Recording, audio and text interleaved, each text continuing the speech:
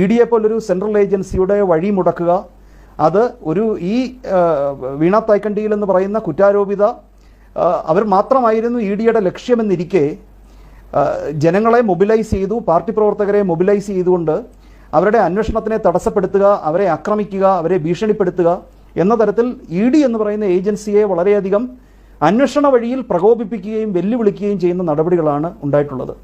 കുറിച്ചു വെച്ചോളൂ ശ്രീ വിനു, അവർ വെറുതെ വിടില്ല. ഞാനിവിടെ അഡ്ജുഡിക്കേറ്റിംഗ് അതോറിറ്റിയിലും അപ്പലേറ്റ് ട്രൈബ്യൂണലിലും എല്ലാ ED മാറ്റേഴ്സിലും റെഗുലറായിട്ട് അപ്പിയർ ചെയ്യുന്ന ഒരാളാണ്.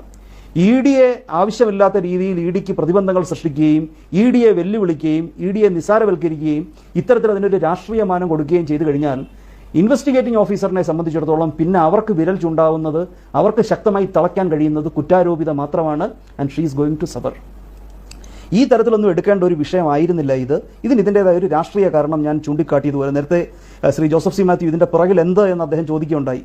അപ്പോൾ ഇതായിരുന്നു അടിസ്ഥാനപരമായിട്ട്, അദ്ദേഹത്തിന് അഭിപ്രായ വ്യത്യാസം ഉണ്ടായേക്കാം, എൻ്റെ കാഴ്ചപ്പാടിൽ ഇതായിരുന്നു ഇതിൻ്റെ പുറകിൽ ശരിക്കുണ്ടായിരുന്നത്.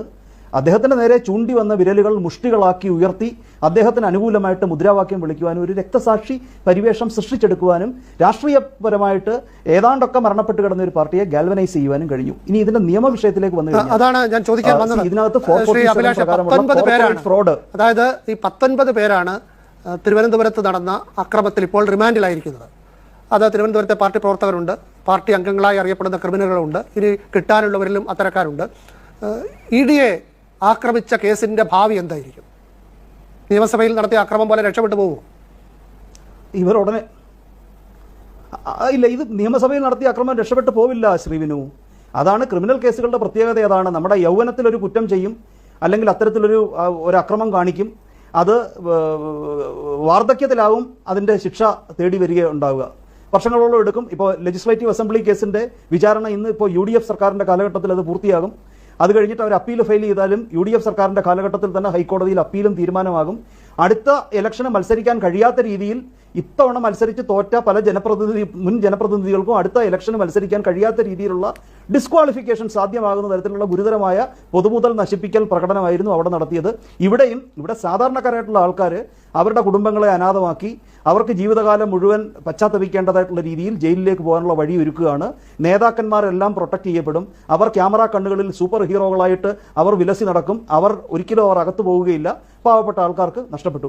ഇനി അതിൻ്റെ ഒരു ലീഗൽ ആസ്പെക്റ്റിലേക്ക് വരികയാണെങ്കിൽ ശ്രീ വിനു, സെക്ഷൻ 447 പ്രകാരമുള്ള കോർപ്പറേറ്റ് ഫ്രോഡ് എന്ന് പറയുന്ന പരിമിതമായിട്ടുള്ള തീർച്ചയായിട്ടും ശിക്ഷ ഈ പറയുന്നത് പോലെ പൊതു താല്പര്യമുള്ള വിഷയമാണ് എന്നുള്ളത് കൊണ്ട് തന്നെ ഇത് 3 വർഷം മുതൽ 10 വർഷം വരെ തടവ് ശിക്ഷ കിട്ടാവുന്ന ഒഫൻസ് ആണെങ്കിലും ഇതിൻ്റെ കോമ്പസ്, അതിൻ്റെ പ്രവർത്തന വ്യാപ്തി എന്ന് പറഞ്ഞാൽ വളരെ പരിമിതമാണ്.